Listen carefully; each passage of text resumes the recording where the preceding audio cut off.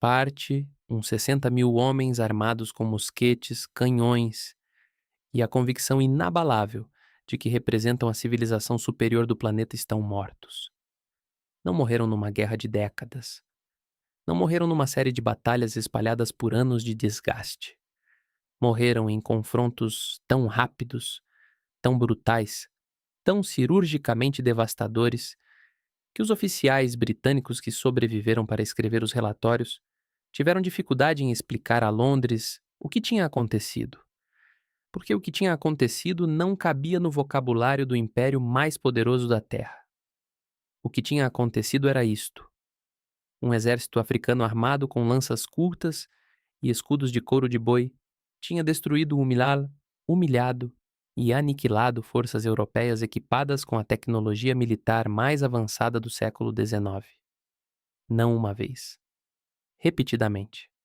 Sistematicamente. Com uma disciplina e uma ferocidade que os generais britânicos comparavam, nos seus diários privados, nunca em público, às legiões de Roma. O homem que construiu esse exército já estava morto quando os britânicos enfrentaram os Zulus. Morto há meio século, assassinado pelos seus próprios meios-irmãos. Mas a máquina que ele criou continuava a funcionar, continuava a matar, continuava a te aterrorizar, continuava a demonstrar com cada carga de guerreiros ululando sobre colinas de savana dourada que o gênio militar não é propriedade exclusiva da Europa, que a inovação tática não requer pólvora, que um homem nascido numa aldeia de barro e palha, rejeitado pelo pai, humilhado na infância, pode redesenhar a arte da guerra com a mesma radicalidade com que Napoleão a redesenhou na Europa. Shaka Kassen Zangakona, Shaka Zulu. Um nome que mesmo quem nunca abriu um livro de história africana reconhece vagamente. Um nome que Hollywood transformou em caricatura. O selvagem com a lança, o tirano sanguinário, o bárbaro exótico. Um nome que a propaganda colonial usou durante um século para justificar a conquista da África Austral. Se os Zulus eram tão violentos entre si, então os europeus estavam a fazer um favor ao civilizá-los. Um nome que carrega tantas camadas de mito, distorção e manipulação que separar o homem real do personagem fabricado exige um trabalho de escavação arqueológica. Vamos escavar. Mas primeiro, desfaste de tudo o que pensas saber. Desfaste da imagem do guerreiro seminu a gritar contra uma colina. Desfaste do estereótipo do déspota africano que mata por prazer. Desfaste da narrativa preguiçosa que transforma um dos mais brilhantes estrategistas militares da história humana num mero curiosidade antropológica para documentários de domingo à tarde. Porque o que vais descobrir é algo muito mais complexo, muito mais perturbador e muito mais relevante do que qualquer caricatura permite ver. Shaka não era um selvagem que tropeçou na guerra. Era um engenheiro da violência organizada que transformou um clã insignificante de pastores de gado no maior e mais temido império da África subsaariana.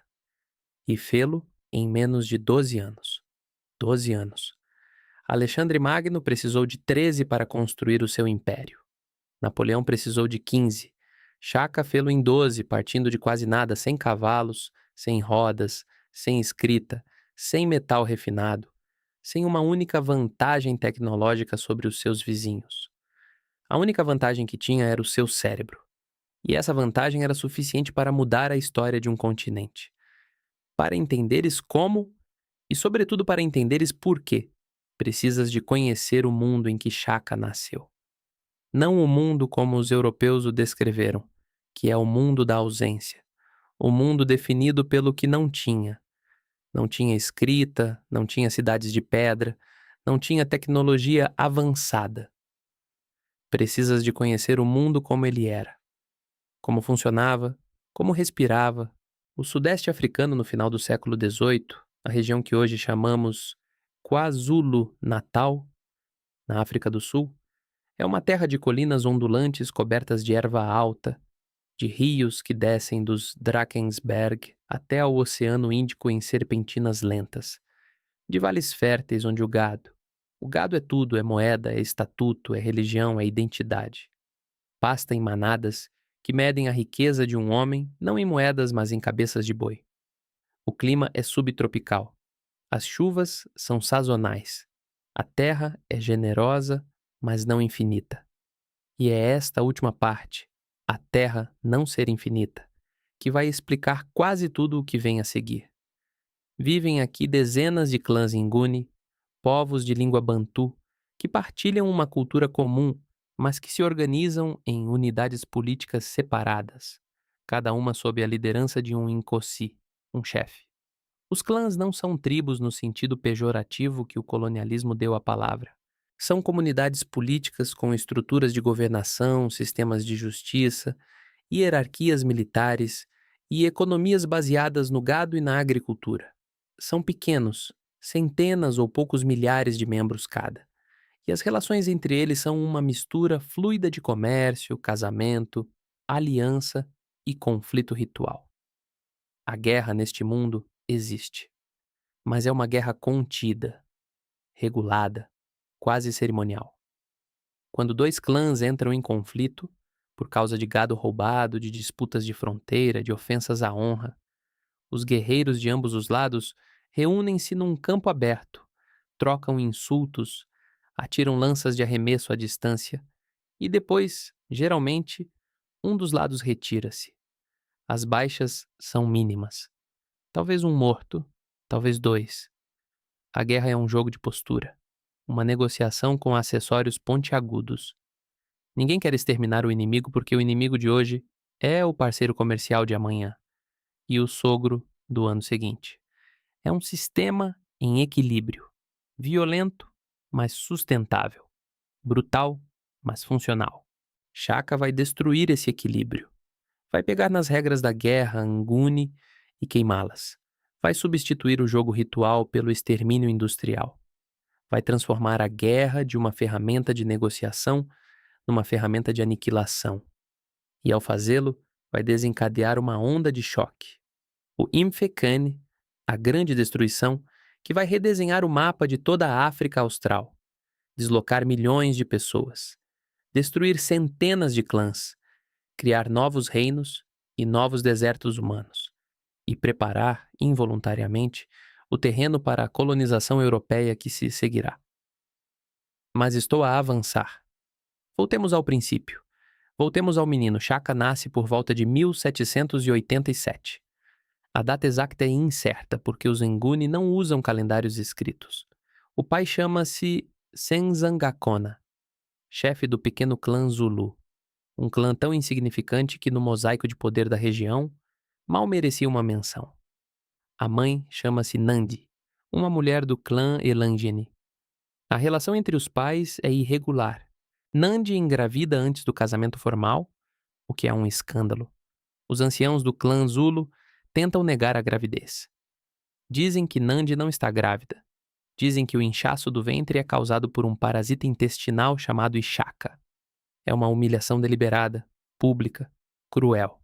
E o nome do parasita, Ishaka, cola-se à criança como uma cicatriz verbal. O menino nasce com o nome da sua própria vergonha. A infância de Shaka é um catálogo de rejeição. O pai rejeita-o. O clã rejeita-o. A mãe é enviada embora, levando o menino com ela, numa peregrinação de humilhação entre clãs que a acolhem por obrigação e a maltratam por conveniência. Nandi e o jovem Shaka vagueiam entre os Elangeni, o clã da mãe, e outros grupos, sempre marginais, sempre vulneráveis, sempre à mercê da caridade relutante de parentes que preferiam não os ter ali. As crianças Elangeni gozam com Shaka. Chamam-lhe bastardo. Chamam-lhe o menino sem pai. Chamam-lhe o parasita. Imagina isto. Imagina um menino de 6, 7, 8 anos, magro, descalço, sem a proteção de um pai, sem a segurança de um clã, num mundo onde a identidade de um homem é definida pelo sangue e pelo gado do seu pai. Shaka não tem nenhum dos dois. Não tem sangue reconhecido. Não tem gado. Não tem lugar. É, na hierarquia social, Nguni, menos do que ninguém. É o filho da vergonha, o parasita humano. E aqui está a pergunta que nenhum historiador pode responder com certeza. mas que todos os biógrafos de Shaka fazem. Foi esta infância de humilhação que criou o conquistador. Foi a dor que forjou a fúria. O menino rejeitado pelo mundo decidiu, em algum momento que não podemos identificar, que ia obrigar o mundo a reconhecê-lo, não pelo amor, não pela aceitação, mas pelo medo. É tentador pensar assim. É uma narrativa limpa, psicologicamente satisfatória. O oprimido que se torna opressor. A vítima que se torna carrasco. A humilhação que gera a conquista. Mas a realidade é mais complexa do que a psicologia de sofá. Porque Shaka não era apenas um homem zangado com uma lança.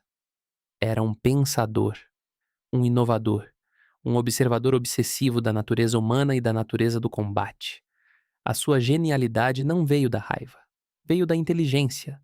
A raiva pode ter sido o combustível, mas o motor era o cérebro. Quando Shaka atinge a adolescência, é acolhido pelo clã Mithetwa, um dos mais poderosos da região, liderado por um chefe chamado Dingiswayo. Dingiswayo é por si só uma figura fascinante. Um líder progressista que tenta construir uma confederação de clãs através da diplomacia e da aliança, em vez da conquista bruta. É sob Dingiswayo que Shaka recebe o seu treino militar. E é sob Dingiswayo que Shaka começa a observar a guerra Nguni de perto, a analisá-la, a identificar as suas falhas com a frieza de um engenheiro que examina uma máquina defeituosa. O que é que ele vê? Vê ineficiência, vê desperdício, vê um sistema de combate desenhado para não matar. Os guerreiros atiram lanças de arremesso, as acegais, a 20, 30 metros de distância. A maioria falha. Os que acertam raramente matam porque a distância absorve a força do impacto. Os escudos de couro, grandes e pesados, são usados para se esconderem atrás, não para lutar. Quando as lanças acabam, os guerreiros retiram-se. É uma guerra de gestos, uma coreografia de masculinidade. E Shaka olha para ela com desprezo. Não porque desdenhe da coragem dos guerreiros. Pelo contrário, admira a coragem, mas detesta o desperdício dessa coragem. Detesta que homens valentes arrisquem a vida num sistema desenhado para ser inconsequente. Detesta a ineficiência. E começa na sua mente a redesenhar a máquina. A primeira inovação é a arma. Shaka abandona a lança de arremesso e adopta a Iklua, uma lança curta, com uma lâmina larga e pesada, desenhada não para ser atirada, mas para ser usada a curta distância, de estocada como uma espada romana. A Iklua, cujo nome, segundo a tradição, imita o som que faz quando é retirada do corpo de um inimigo. Transforma a guerra Nguni de uma troca de projéteis a longa distância num combate corpo a corpo, onde a força, a velocidade e a técnica individual são decisivas. É uma mudança tão radical que equivale, em termos de impacto táctico, à introdução do mosquete na guerra europeia. Não porque a Iklua seja tecnologicamente superior.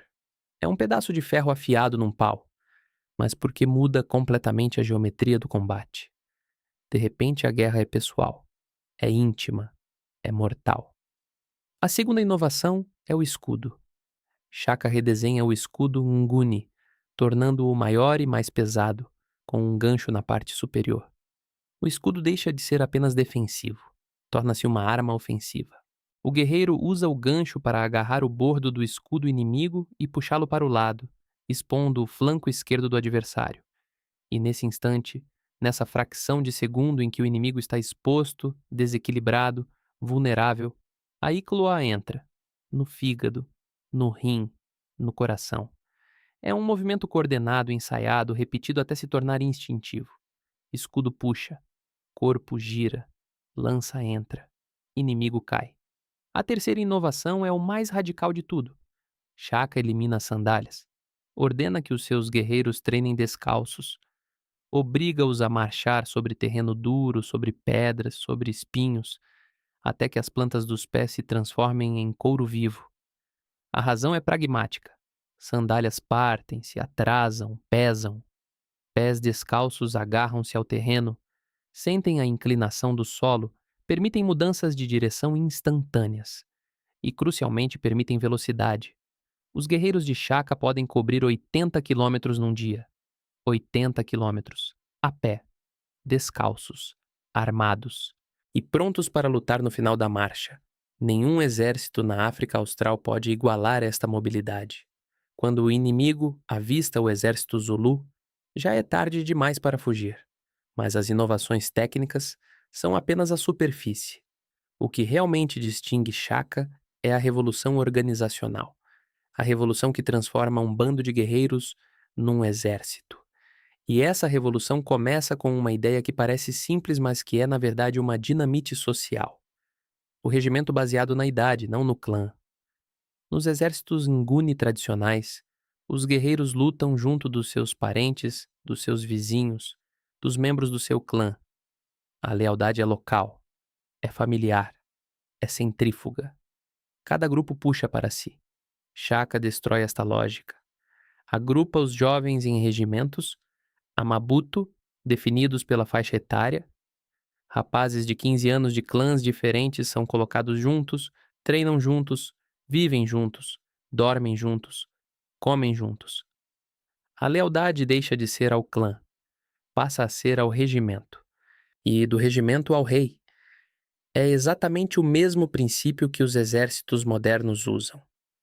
Arranca o recruta do seu contexto social, coloca-o num grupo de estranhos e força-os a construir uma identidade coletiva que substitui todas as identidades anteriores. O soldado americano, que jura lealdade à bandeira, em vez de ao seu estado natal, está a fazer o que o guerreiro Zulu fazia: transferir a lealdade da periferia para o centro. Shaka não leu Maquiavel. Não estudou as legiões romanas. Não conhecia os exércitos de Gengis Khan. Mas chegou, por observação direta e por raciocínio puro, às mesmas conclusões que todos os grandes reformadores militares da história chegaram: que um exército disciplinado vence um exército corajoso, que a organização supera o heroísmo individual, que a guerra não é arte, é engenharia. Parte 2. O exército que Shaka constrói não é um exército no sentido europeu da palavra. É algo mais. É uma instituição total. Uma máquina social que absorve o indivíduo por completo. O seu corpo, a sua lealdade, a sua sexualidade, a sua identidade, e o devolve transformado num componente de uma força coletiva que funciona com a precisão de um organismo vivo. Cada regimento é uma família. Cada guerreiro é um irmão de armas. E o pai de todos eles é Shaka. A disciplina é absoluta. Não é a disciplina negociada de um exército democrático. É a disciplina de ferro de um sistema onde a desobediência equivale à morte. Os guerreiros não podem casar sem autorização do rei. Não podem ter relações sexuais sem autorização do rei. Não podem possuir gado sem autorização do rei. A vida inteira, desde o momento em que um jovem é incorporado no regimento até o momento em que, décadas depois, recebe permissão para se retirar, casar e constituir família, é propriedade do Estado Zulu, que é propriedade de Shaka. Isto é brutal? Sim. É opressivo? Sem dúvida. Mas é eficaz de uma forma que os vizinhos dos Zulus vão descobrir da maneira mais dolorosa possível. Porque o exército de Shaka não luta como os outros exércitos Nguni. Não se apresenta num campo aberto para trocar insultos e lanças. Avança em formação. A formação tem um nome que se tornou lendário: Impondo e Encomo, os chifres do búfalo. Imagina um búfalo a carregar. O corpo maciço avança de frente, absorvendo o impacto. Os dois chifres curvam-se para os lados, envolvendo a presa. É exatamente assim que o exército Zulu ataca. O corpo central, o isifuba, o peito, avança frontalmente contra o inimigo, prendendo-o no lugar, forçando-o a lutar. Enquanto isso, dois contingentes laterais, os isimpondo, os chifres, correm em arco pelas laterais, invisíveis atrás de colinas ou de vegetação, até se encontrarem nas costas do inimigo. Quando os chifres se fecham, o inimigo está cercado. Não há retirada, Não há fuga, há apenas o combate corpo a corpo contra guerreiros que treinaram a vida inteira para exatamente este momento. E depois há a reserva, o Umuva, veteranos experientes que se sentam de costas para a batalha, literalmente de costas, para não serem tentados a intervir prematuramente, e que só entram quando Shaka ordena. São o recurso final, a garantia de que, mesmo que os chifres falhem, mesmo que o peito ceda, há sempre uma força fresca para explorar qualquer abertura. É gestão de recursos militares ao nível de um general de academia europeia. Sem academia, sem livros, sem precedente escrito. Pura intuição estratégica cristalizada em doutrina. A primeira grande demonstração desta máquina acontece quando Shaka ainda serve sob Ding Zhuayu, como comandante dos Izisiye, o regimento que lidera com uma ferocidade que impressiona o próprio chefe Imtetua. Shaka já a aplicar os seus métodos, a Iklua, os pés descalços, a formação em chifres, em batalhas contra clãs rivais. E os resultados são devastadores. Os combates que antes produziam 1 ou 2 mortos passam a produzir dezenas, centenas. Os inimigos não compreendem o que está a acontecer.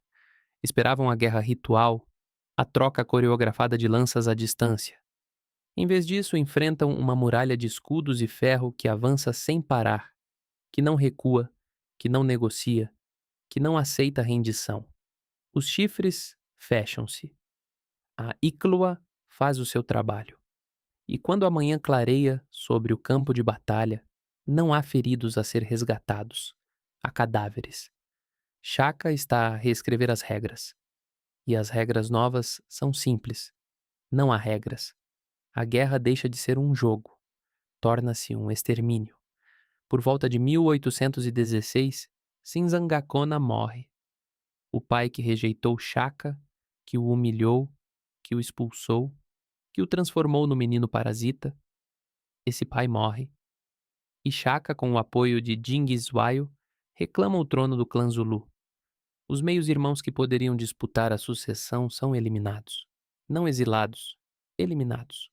Shaka não comete o erro clássico dos líderes magnânimos que deixam os rivais vivos para conspirarem no futuro. Ele resolve o problema da forma mais definitiva possível. E agora, finalmente, Shaka é rei. Rei de um clã de 1.500 pessoas, talvez 2.000. Uma ninharia no mapa político da região. Rodeado de clãs maiores, mais ricos, mais poderosos. Um líder com um exército pequeno, mas fanaticamente disciplinado. Com táticas que ninguém mais usa. Com uma fome de poder que se alimenta de cada humilhação passada e se projeta no futuro como um incêndio que encontrou oxigênio. O que se segue nos próximos 10 anos é uma expansão tão rápida, tão violenta e tão transformadora que os historiadores precisaram de criar uma palavra nova para a descrever. Imfekan. A destruição, o esmagamento, a onda de choque. Shaka começa com os vizinhos imediatos.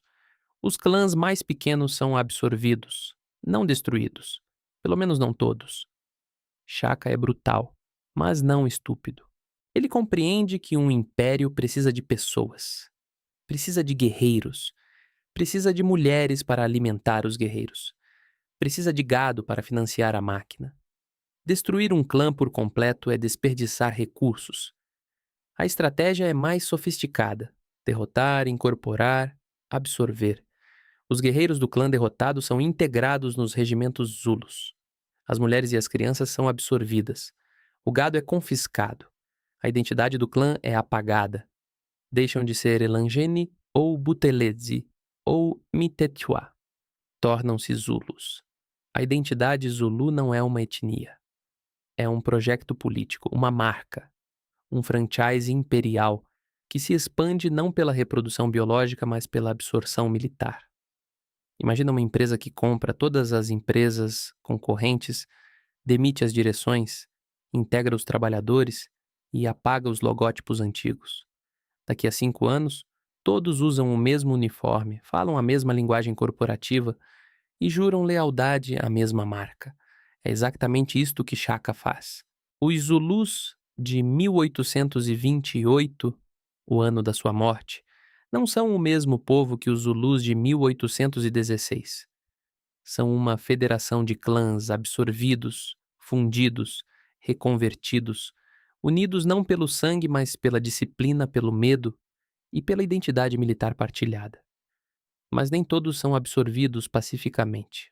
Os clãs que resistem são esmagados com uma violência que excede qualquer padrão anterior na região. E aqui está onde a história de Shaka se torna genuinamente perturbadora. Não perturbadora no sentido colonial, o europeu horrorizado com a selvageria africana, enquanto seus próprios exércitos massacram populações civis do Congo à Tasmânia. Perturbadora no sentido humano, no sentido de que a violência que Shaka desencadeia tem uma escala que transforma paisagens inteiras em desertos demográficos. O Imifecane não é apenas uma série de batalhas. É um efeito dominó de deslocamento, fome, destruição e morte que se propaga em ondas concêntricas a partir do coração do território Zulu. Os clãs que fogem da expansão de Shaka colidem com os clãs vizinhos. Os vizinhos, pressionados, atacam outros vizinhos. Populações inteiras são desarraigadas. Aldeias são abandonadas. Campos são queimados. Rotas de comércio são cortadas. A fome instala-se onde antes havia fartura. E nas margens deste caos, grupos armados, ímpes fragmentados, bandos de refugiados militarizados, líderes oportunistas que imitam os métodos de Shaka sem a sua disciplina, saqueiam o que resta. Os números são disputados. Os historiadores debatem ferozmente a escala real do Mifecane. Estimativas antigas falam de 1 a 2 milhões de mortos. Estimativas mais recentes são mais cautelosas, argumentando que a propaganda colonial exagerou deliberadamente os números para justificar a conquista europeia. O argumento colonialista era transparente. Os africanos estavam a destruir-se uns aos outros antes de nós chegarmos. Nós trouxemos ordem ao caos. É uma mentira embalada em estatísticas manipuladas. Mas a manipulação não significa que o Mifecane não tenha sido devastador. Foi. Os sobreviventes contaram histórias de fome tão extrema que as pessoas comiam raízes venenosas, de aldeias onde só restavam cães a roer ossos humanos, de rios tingidos de vermelho. A escala exata é incerta. O sofrimento é irrefutável. E Shaka é responsável por isto? A resposta é sim e não. Sim, porque ele desencadeou o processo. Ele destruiu o equilíbrio. Ele substituiu a guerra ritual pela guerra total. Não porque outros factores, pressões demográficas, alterações climáticas, o comércio de escravos a partir da Baía de Delagoa, também contribuíram para a instabilidade da região. Shaka não operava num vácuo. Operava num mundo que já estava sob pressão.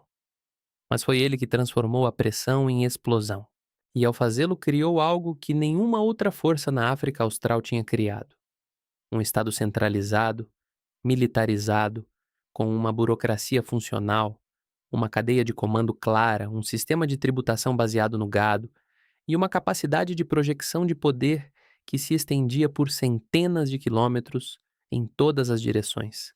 O reino Zulu de Shaka não era uma tribo, era um império, com todas as glórias e todos os horrores que a palavra implica. E esse império teve consequências que se estenderam muito para além das fronteiras do KwaZulu. Os clãs que fugiram de Shaka não desapareceram.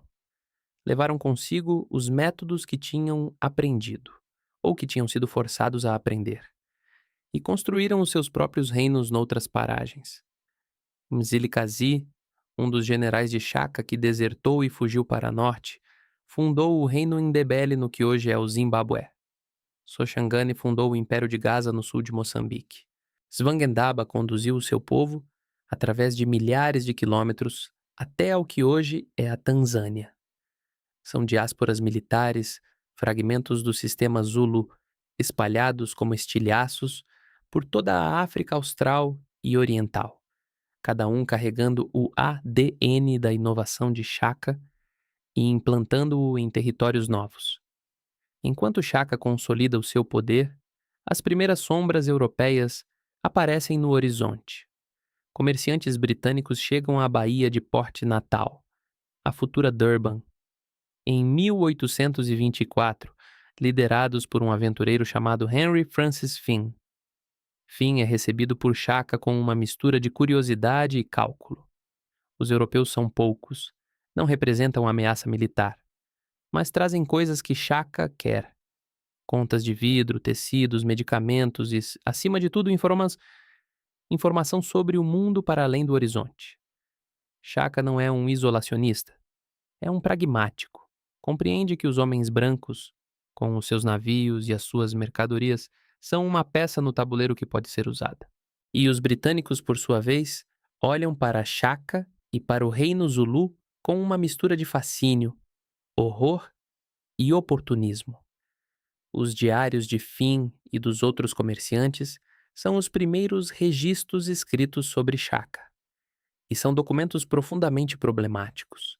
São escritos por homens com os seus próprios preconceitos, as suas próprias agendas, a sua própria necessidade de justificar a presença europeia em terras africanas.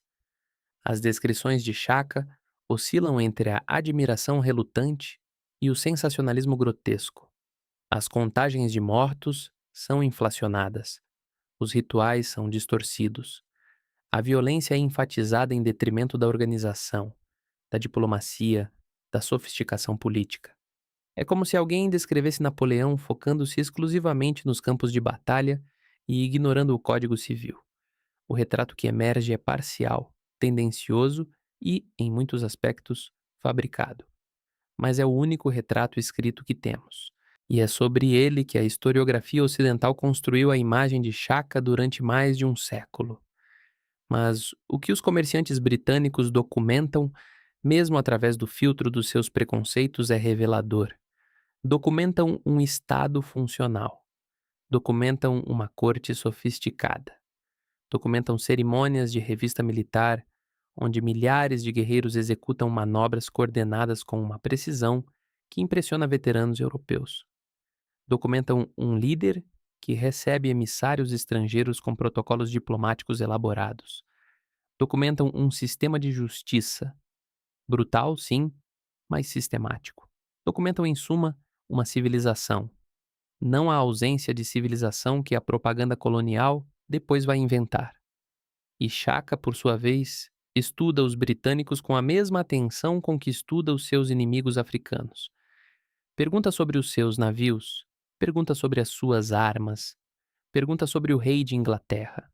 E percebe, com uma intuição que muitos líderes africanos da sua época não tiveram, que estes homens brancos são o prelúdio de algo maior, que atrás dos comerciantes virão soldados, que atrás dos soldados virão colonos, que atrás dos colonos virá a perda de tudo. Shaka não vive o suficiente para ver isso acontecer, mas pressente-o. E esse pressentimento vai colorir a paranoia crescente dos seus últimos anos. Porque os últimos anos de Shaka não são anos de glória, são anos de escuridão. Parte 3. A mãe de Shaka morre em 1827. Nandi, a mulher que o carregou pelo exílio, a mulher que o protegeu quando o mundo inteiro o rejeitava, a mulher que acreditou nele quando ser filho de Shaka era sinônimo de ser filho da vergonha. Nandi morre de disenteria, uma doença banal, uma morte sem grandeza, o tipo de morte que não respeita impérios nem generais. E algo dentro de Shaka parte-se com ela. Não metaforicamente, literalmente. O luto que se segue é uma das cenas mais perturbadoras e reveladoras de toda a história africana. Shaka não chora em privado. Transforma o luto em política de Estado. Ordena um período de luto nacional que dura 1 ano. Durante esse ano, ninguém pode cultivar. Ninguém pode beber leite. O leite, o alimento sagrado do Zinguni, o líquido da vida e da prosperidade. As vacas prenhas são abatidas para que os bezerros não nasçam numa terra em luto. Os casais não podem ter relações sexuais. E qualquer pessoa apanhada a não demonstrar suficiente tristeza é executada. Não ameaçada, executada, no terreno, imediatamente. Os números que os registros, imperfeitos, tendenciosos, mas consistentes entre diferentes fontes, sugerem são de 7.000 pessoas mortas durante o período de luto. 7.000, não em batalha, não em guerra, mortas porque não choravam suficientemente. Mortas porque foram apanhadas a sorrir. Mortas porque alguém as denunciou, verdadeira ou falsamente, de não terem demonstrado a dor adequada pela morte da rainha-mãe. É aqui que Shaka se torna impossível de defender e impossível de reduzir a um vilão de cartão. Porque a mesma mente que concebeu a Icloa, que desenhou os chifres do búfalo, que transformou um clã de 2.000 pessoas num império de 500.000, que inventou o exército moderno sem nunca ter lido um livro militar, essa mesma mente estava agora a colapsar, sob o peso de uma dor que não sabia processar. O gênio e a crueldade não são opostos.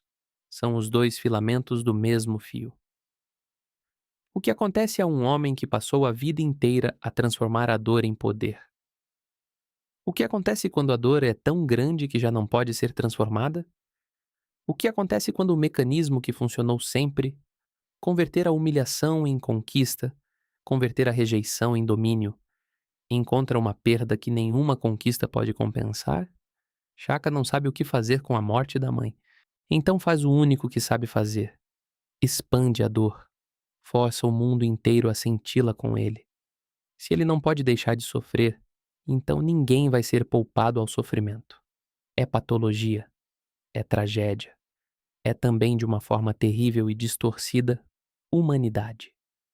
A humanidade de um homem que amou uma mulher. A única pessoa que alguma vez o amou sem condições. E que, quando a perdeu, perdeu também o único travão que ainda existia entre a sua vontade e a sua violência. Nos meses que se seguem à morte de Nandi, Shaka intensifica as campanhas militares com uma ferocidade que começa a alienar os seus próprios generais. Os impis são enviados para operações cada vez mais longas, cada vez mais distantes, sem o descanso adequado, sem a reposição de baixas, sem o sistema de rotação que o próprio Shaka tinha desenhado nos anos de ascensão. Os guerreiros estão exaustos. As famílias estão exaustas. Os campos estão abandonados porque os homens estão em guerra permanente. A economia do reino, baseada no gado e na agricultura, começa a rachar sob a pressão de um esforço militar que nunca para. E Shaka, que durante anos foi o líder que os seus guerreiros seguiam por convicção além do medo, torna-se progressivamente apenas o líder que seguem por medo. A diferença é tudo. Um exército que obedece por convicção multiplica-se. Um exército que obedece apenas por terror divide-se. As deserções começam, silenciosas, individuais, sem confronto aberto. Ninguém é louco o suficiente para desafiar Shaka abertamente. Mas a erosão é real. Os regimentos que antes marchavam com uma energia quase religiosa marchavam agora com o peso de homens que já não acreditam na causa, mas que têm demasiado medo para parar. E os meios-irmãos de Shaka observam. Dingane e Milangana, filhos de Senzangakona de outras mães, sobreviventes das purgas que Shaka realizou quando tomou o poder, sobreviventes porque eram jovens demais para representar ameaça na altura, e porque Shaka, nesse período de expansão gloriosa, se permitiu uma generosidade que, agora, nos anos de luto e paranoia, já não existe. Dingane e Milangana veem o que todos veem, mas ninguém diz. Shaka está suposto a destruir o reino que construiu.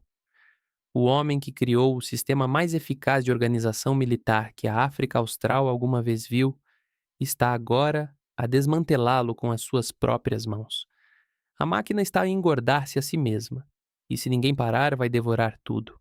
Há também Mbopa, o servo pessoal de Shaka, o homem que conhece o rei mais de perto do que qualquer general ou conselheiro. Mbopa tem os seus próprios ressentimentos, as suas próprias ambições, as suas próprias razões para querer que o reinado de Shaka termine.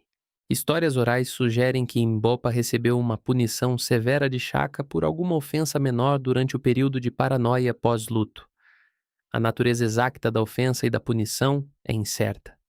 O ressentimento que gerou não é. Setembro de 1828. Shaka está no seu kraal de Dukuza na costa. A maior parte do exército está em campanha longe. Numa das expedições intermináveis que Shaka ordenou nos últimos meses, uma marcha para norte que os comandantes executam sem entusiasmo e sem esperança de regresso rápido. O kraal está relativamente desprotegido, é o momento que Dingane e Milangana escolheram. Com Mbopa como cúmplice, com facas que escondem sob as capas. A cena que os registros históricos, compilados a partir de tradições orais, alguns registrados décadas depois pelos primeiros etnógrafos europeus que recolheram testemunhos de sobreviventes, descrevem é quase teatral na sua inevitabilidade trágica. Shaka está a receber emissários, pessoas com petições, gado para ser inspecionado, o tipo de rotina administrativa cotidiana que qualquer chefe de Estado realiza. E os irmãos aproximam-se, e as facas saem. E Shaka, o homem que redesenhou a guerra, o homem cujos exércitos aterrorizaram metade de um continente, o homem que sobreviveu a décadas de batalhas e campanhas e intrigas de corte, é morto por 2 facas numa tarde de setembro, enquanto inspecionava gado. A morte é rápida, não é gloriosa, não é épica, é humana na sua mesquinhez. O maior guerreiro do seu tempo é morto não em batalha, mas num kraal, por homens que ele conhecia desde a infância, com facas escondidas debaixo de roupa. É a morte de Júlio César sem o Senado de Roma. É a morte de Alexandre sem o banquete de Babilônia. É a morte de um rei que se tornou tirano, perpetrada por conspiradores que têm razões mesquinhas misturadas com razões legítimas, como sempre acontece quando o poder muda de mãos pela violência. A última palavra que as tradições orais atribuem a Shaka é uma pergunta dirigida aos seus assassinos.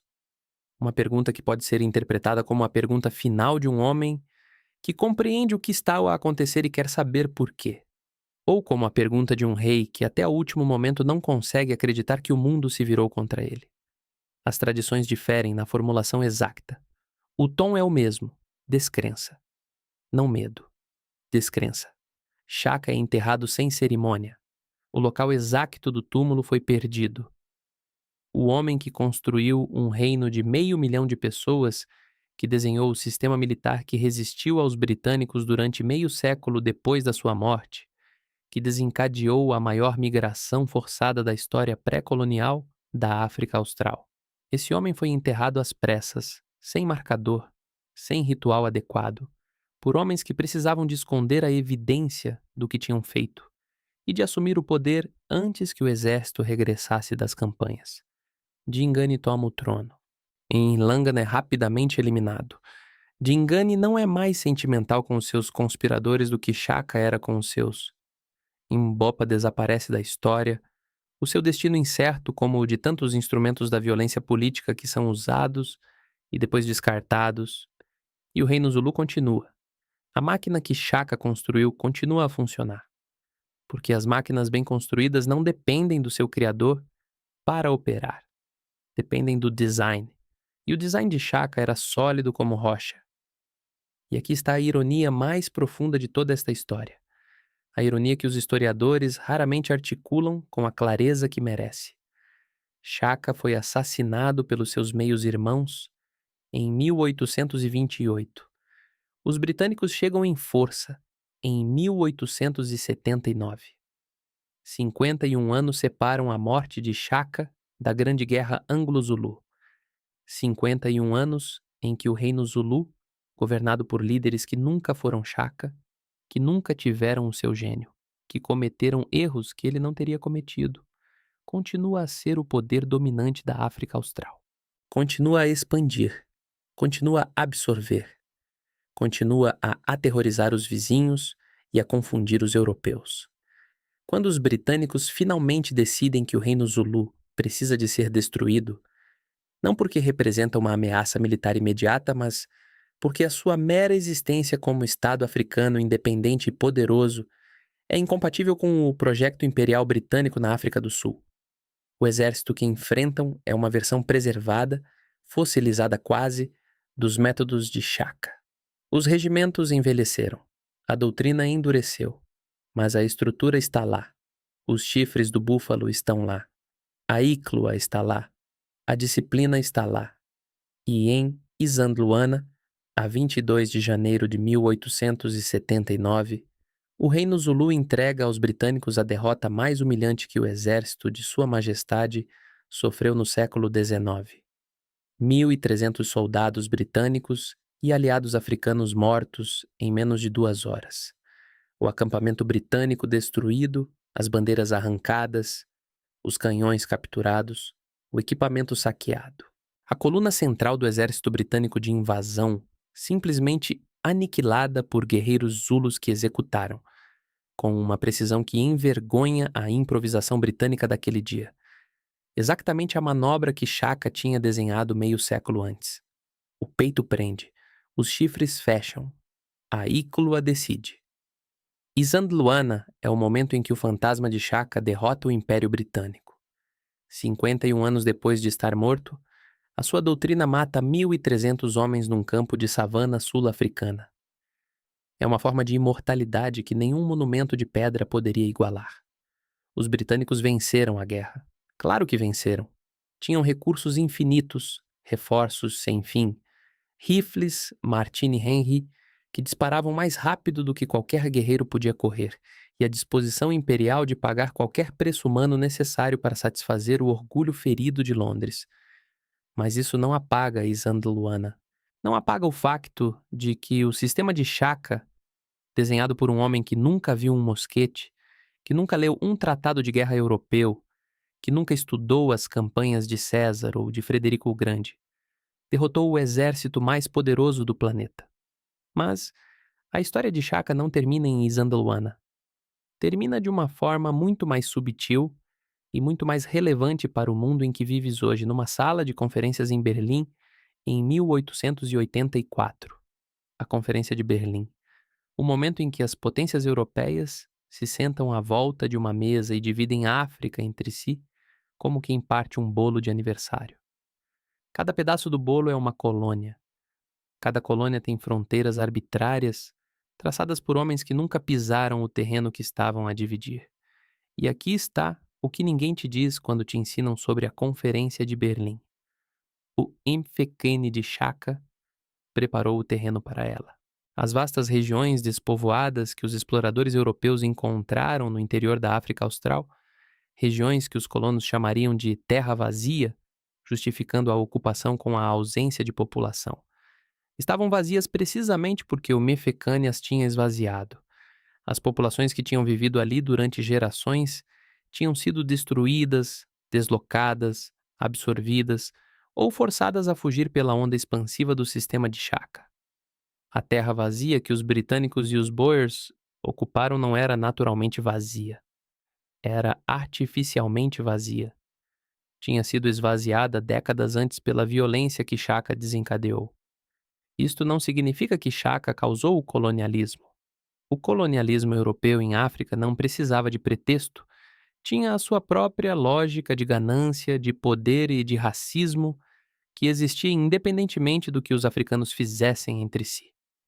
Mas o Mfecane forneceu, inadvertidamente, a justificação narrativa que os colonialistas precisavam. Olha, diziam, a África está vazia. Olha, diziam, os africanos destroem-se uns aos outros.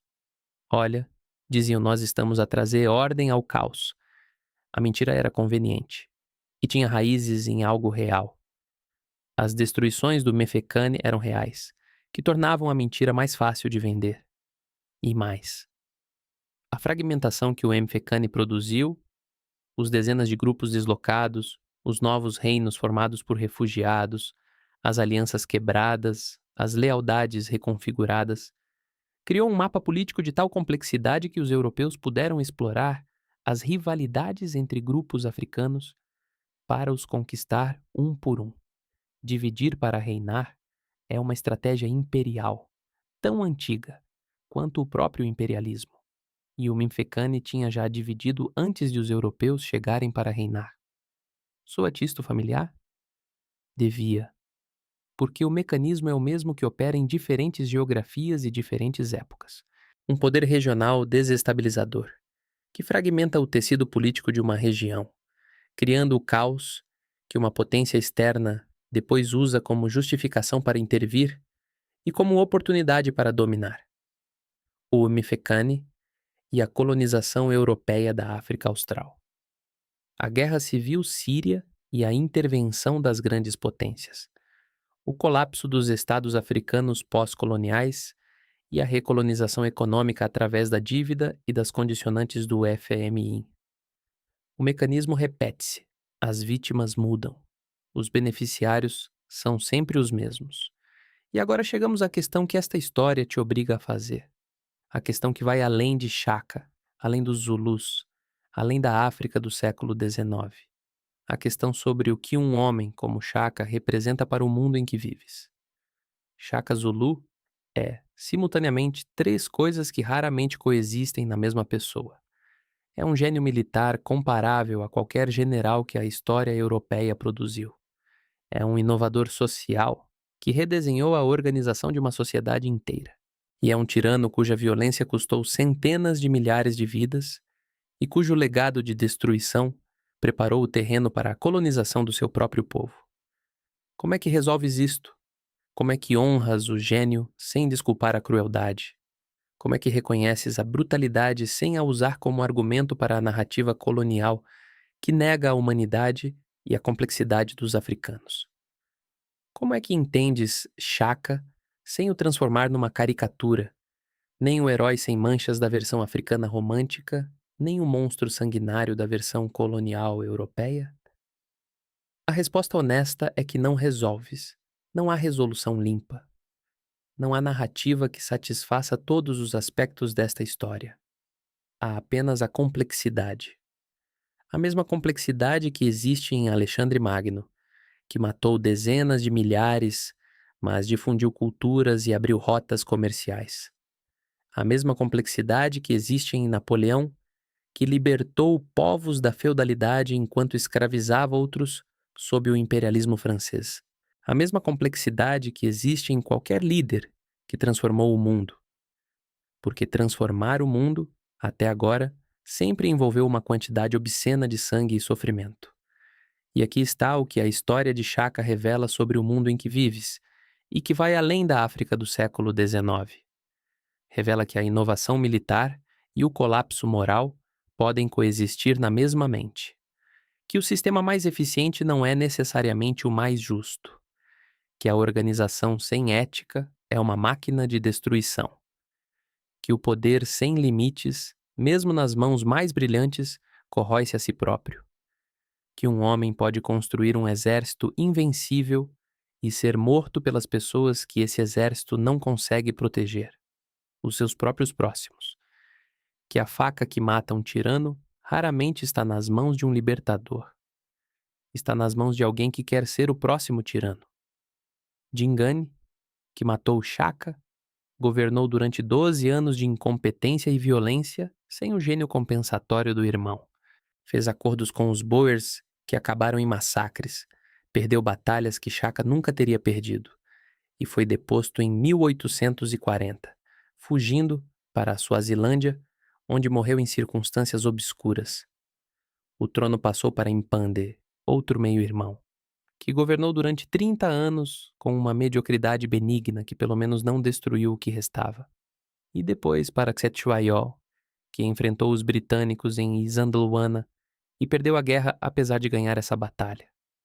E depois a colonização, e depois o apartheid, e depois a democracia. A África do Sul hoje é um país de 40% de desemprego, de uma das maiores desigualdades de rendimento do mundo, medida pelo coeficiente de Gini, a ferramenta que os economistas usam para medir a diferença entre ricos e pobres. De uma elite negra que substituiu a elite branca nos corredores do poder, sem mudar as estruturas econômicas que geram a pobreza. De Durban, a antiga Porte Natal, onde Finn desembarcou em 1824, que é hoje uma das cidades mais violentas do mundo, onde os bairros ricos têm muros eletrificados e guardas armados e os bairros pobres têm filas para água potável. O legado de Shaka não é o legado de um herói, nem o legado de um monstro. É o legado de um momento em que a história da África Austral foi dobrada com tal violência que as dobras ainda são visíveis 200 anos depois. As populações deslocadas pelo Mufecane nunca regressaram completamente às suas terras. As identidades destruídas nunca foram reconstruídas completamente. As alianças quebradas nunca foram reparadas completamente. E por cima de tudo isso vieram os britânicos, os Boers, o apartheid, a colonização econômica pós-colonial. Cada camada comprimindo as anteriores, tornando o peso mais difícil de erguer. E no centro de tudo, a memória de um menino chamado Ishaka, o menino parasita, o filho rejeitado, o bastardo de Icolo e Bengo africano, o homem que decidiu que o mundo o ia reconhecer, que o mundo o ia temer, que o mundo nunca mais ia poder fingir que ele não existia. O mundo reconheceu-o, o mundo temeu-o.